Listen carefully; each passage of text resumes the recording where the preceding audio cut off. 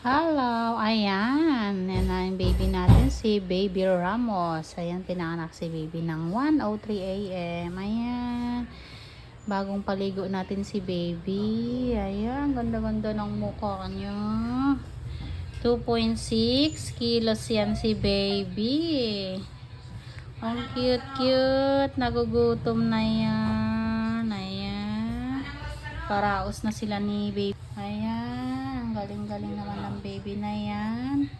Mga initial vaccine na ibigay na kay baby. Ayan. Hepa B, vitamin K, and eye ointment sa mata ni baby. Yan, ayan. Ano na siya. Kadede-dede na siya. May lumalabas na puti-puti dito sa may, ano niya, more on, ano siya, breastfeeding ang baby na yan. So, ayan. Lahat naman na initial vaccine na ibigay na kay baby. Complete, and then nag-i-stay na lang siya 24 hours si mami, and pwede lang discharge.